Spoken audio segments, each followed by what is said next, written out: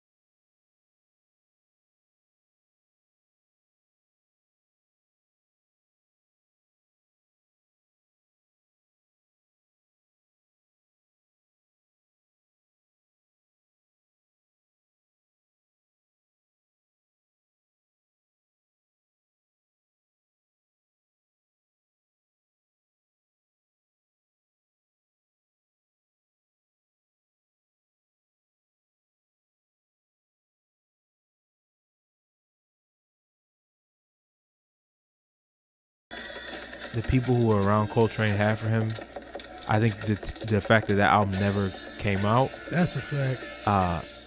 is just due to the immense respect that people had for him. Like, they recorded that full album and then never put it out, which is that's not normal. That is not customary at all for the industry for a jazz like that. You know, if a jazz player recorded an album, they would just put it out whenever, and that did happen to Train a lot actually.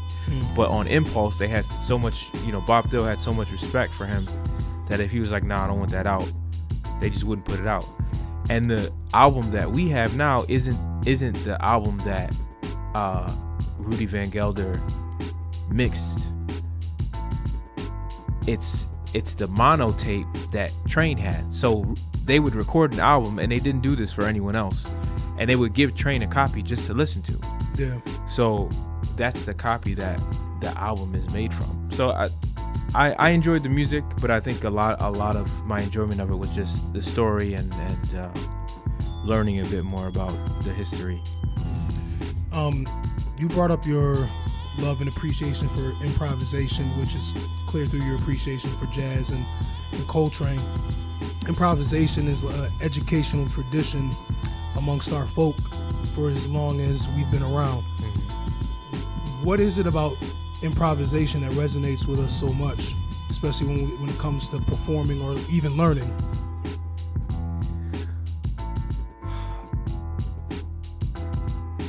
It's definitely a necessity for life, you know.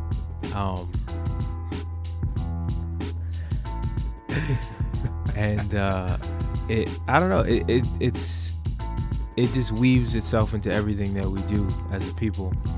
And if you look at the blues, improvisation is so much woven into that as a part of the art form, but then also even as a part of what's being written about. And what I mean when I say that is a blues mentality is an improviser's mentality, an appreciation of irony, an appreciation of how things can just be. Things aren't always what you want. They're going to be how they're going to be. That part of the black experience is improvisation. You know, it necessitates improvisation, you know. And improvisation also feeds that experience. So there are these things that work on each other. I don't know if I'm being clear, but you are. That's where I'm at with that. Well, but Gary, if you improvise, you don't really get to plan. Well, you can do both. You know, a lot of times when you're improvising, you'll plan a form, and then you color within the form.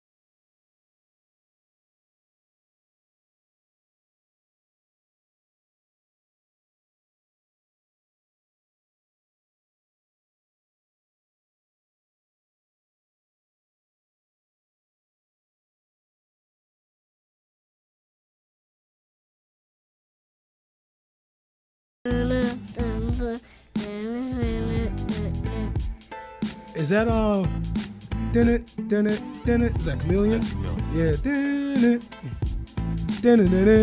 Is that it? It's a great song, man. That's a great song. Next time I see you, you got to tell me another artist that you like, because I want to learn more.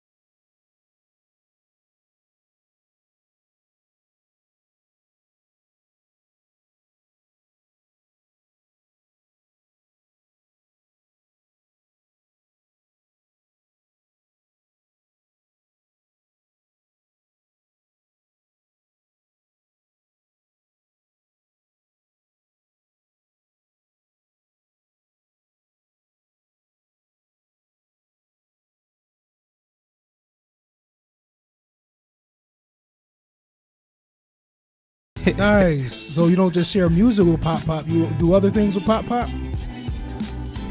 I hear music with Pop Pop, but I do other things too. Good.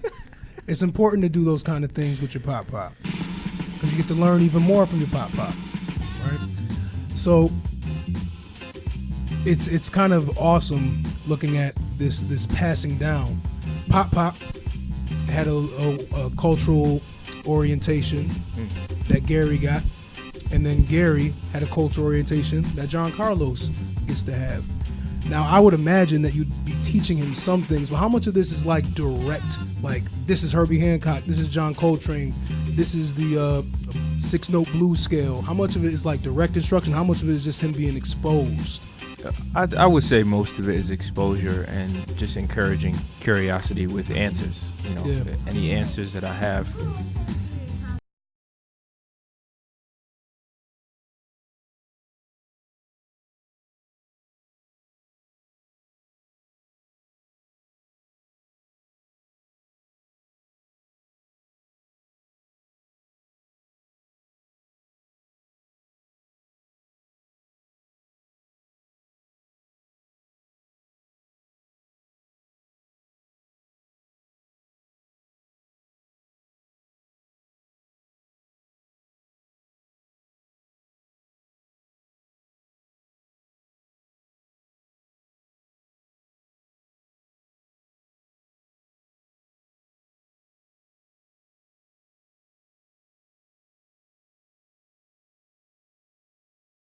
Okay, can we have more than one big idea?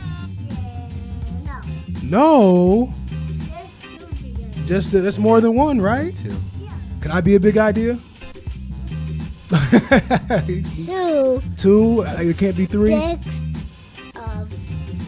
11. We can have 11 big ideas. I like that.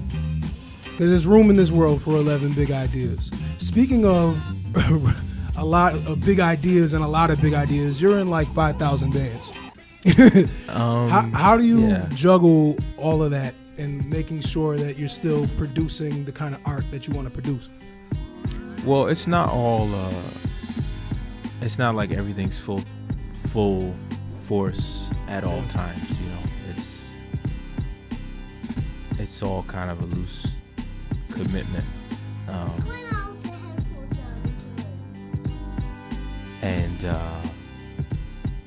And I just say yes to things as I can and say no to things when I can't, and that's just kind of how it goes. Is that a skill that you would say that you're refined at this point in saying yes and saying no, or is it something that you're still developing? Because if you have gotten some sort of mastery, that's something I'm still learning, so I'd love to get some gems. Well, no, I'm still figuring it out, and at this point I'm just trying to train people better to give me incentives to say yes, because when you're making art, people just kind of expect that whatever kind of offer is amazing for you. Yeah. So just trying to teach people to respect your time and respect your craft, and also doing the same for myself. Giving myself the time to rest and giving myself the time to create. So yeah, it's you just deal with situations as they come and use your past experiences and your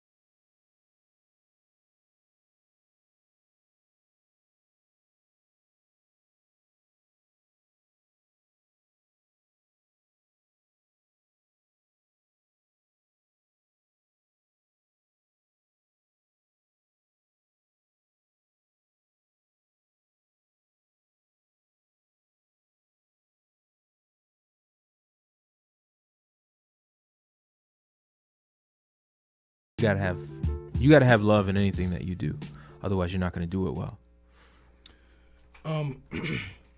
What would you say to somebody who said that education is whatever the student makes of it? For example, if somebody gave you like you have a Alesis, what's the name of that drum machine that you have again? It's like an Alesis. Oh, the SR-18? Yeah, the SR-18. Somebody gives you an SR-18 and says, here are the set rules, you figure it out. And then you figure out how to make a dope beat with it, or you figure out how to make something whack, or you just don't use it at all, but it's on you. Yeah, I mean, it's always on you. We're all responsible for what our life becomes eventually. But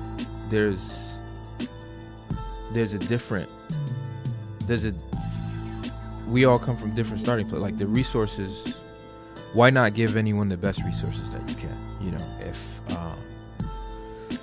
if an SR18 works best for you, then you should have that, and that's great. But if, you know, you're more partial to an MPC or a Korg Electribe or, you know, whatever it may be, then why not try and get as close to There's that no as budget for possible. the MPC, Gary. I don't think that the problem with education is lack of funding. I think it's ideals. In love. Yeah, right. The ideals aren't there. You know, you have people teaching because they don't feel like they can do anything else. You know, and that gets transferred to the students.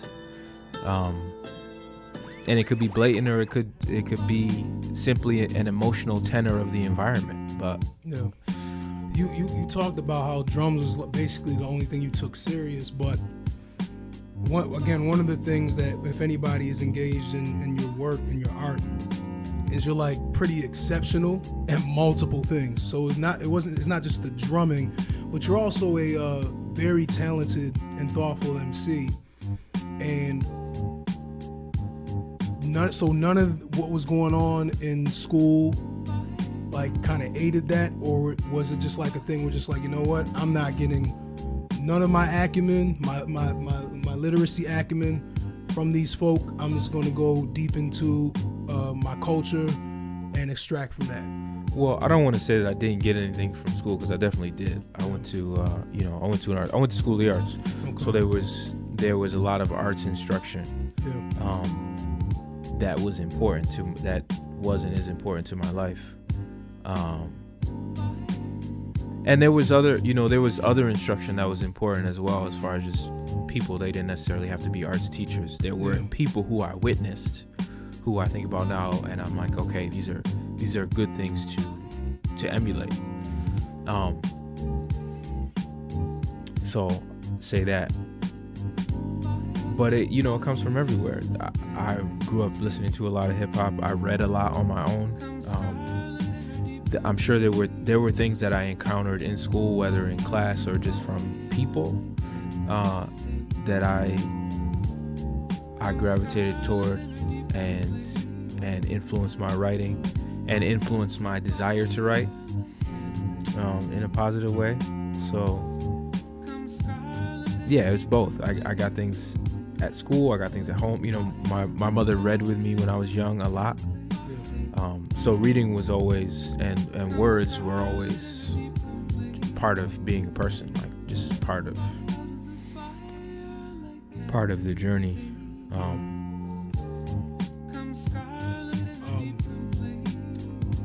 So, you know, one of my favorite lines from you is, you'll correct me obviously if I get a little off.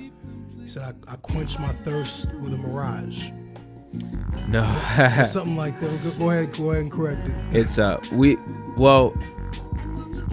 let's do your interpretation and then I'll say. Okay. Well, I was gonna have an interpretation. I was gonna ask a question. Oh, okay. Can you give an example of when something like that not literally, excuse me, where there was a figurative translation of that actually occurring in your life? Okay. Yeah, so now I gotta tell you what the lyric is. Okay, to yeah, answer exactly. that question. Word, okay. What's the lyric? It's something can't handle my kindness. It's not a barrage. What thirst is quenched by a mirage. It's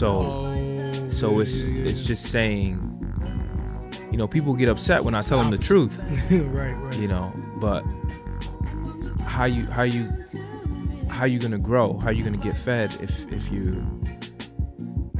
you're trying to be fulfilled with illusions? Like there's me saying what's on my mind isn't a method of attack. This is just me drinking the water I need to drink. Can you give an example of when somebody tried to quench your thirst with a mirage?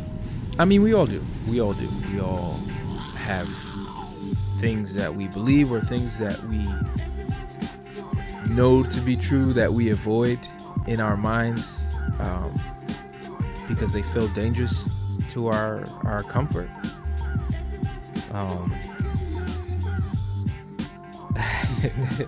Giancarlo really ready wants to to play some records. That's funny. He's bored of the conversation. Yeah. We'll play records, but we gotta wait. Okay. I'm just borrowing for 5 more minutes. It's 5 more minutes, and then he will be done. Is that okay? 4? I only get 4. Actually, you know what? It's almost 4. Is that okay? All right. Awesome. I do want to try and think of a lie that I'm have either come through or I feel like need to come through at this time. Yeah. It's hard to know them before you know them. Yeah, no, for sure. It might have been able to. It might have helped if I gave you that question ahead of time, but I improvised. So, what's it called? Oh, here's one. Yeah. I used to tell myself that people were naturally selfish to justify my own selfishness. That's one that I remember well. That takes a lot to not hold on to that mirage tight. That's heavy. Wow. So on that note, I have to make a hard turn to talk about something a little less heavy and talk about Doomsday. Doomsday? Yes. Can you tell the people what that's about and what's about to happen this Friday? This Friday, Claude Bennington's Fever Dream, along with a cavalcade of some of the finest musical minds that Rochester, New York has to offer, will be putting on an MF Doom tribute. So 3 MCs, Bushido Garvey, Moses Rockwell, myself, some horn players, Abe Norrie, Ron Wolf, Geraldo Marshall from the Saplings, the regular rhythm section from Claude, Ryder Eaton, Phil, Lawal, Matt Bant, and then Jared Tinkham. What up, homies? On the guitar, and Harper Sinclair adding some vocals, Cammy and Naharo adding some vocals. Giancarlo just stole the mic. Yes, so he's gonna hop on the ready. vocals. He's gonna hop on the vocals. But yeah, so we did a Dilla Day a couple years back, and the vibe was really great in the room, and it was just a good time. Yes. I'm allowed with sweet things. You're allowed with sweet things? What does that mean? All right, Giancarlo wants everyone to know that he eats sweets. He's fine to do that. But yeah, Friday we're just gonna come together and do some MF Doom tunes and and Hype man Johnny C. Have a good time. Okay. Well, have a good night. And that's actually a great way to close this out. But wait, before we close out, Gary, you cannot leave here without talking about your top 5 MCs. This is BoomBappED. So you have to talk about who your top 5 MCs are. Top 5 MCs. Let's see. Billy Woods, Milo.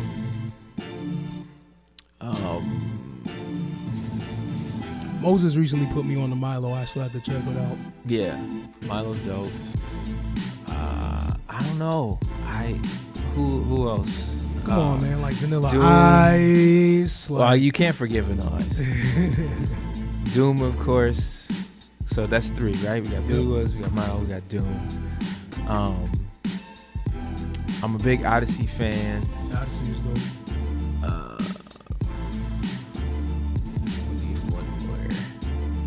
Elucid. Elucid's another one. That's when I have to check. Can you put me on to a best project to mixtape? I forgot about Homeboy Sandman. Yeah. Homeboy Sandman and Elucid are fighting in there. Homeboy and who? Homeboy Sandman and Elucid. And Elucid, they're fighting? Okay. Cool. Well, ladies and gentlemen, you just got done listening to the introspective musings of Gary Lamar Crocker with little homie Johnny C, a.k.a. Giancarlo. Can you say bye to the people for us one more time? Goodbye, children. For those who are new, you just listened to BoomBappED, capital ED. You can check us out on 104.3 Wayo FM every Tuesday, 1:30 to 2. Also check us out online on the Mixcloud. Check us out on Facebook as well. We wish you all an amazing week. Again, Doomsday is happening Friday, 8 p.m. at the Bug Jar. It's October 5th. Yep, October 5th. Just letting you know, because we inform at Wayo, we don't promote. Peace and progress.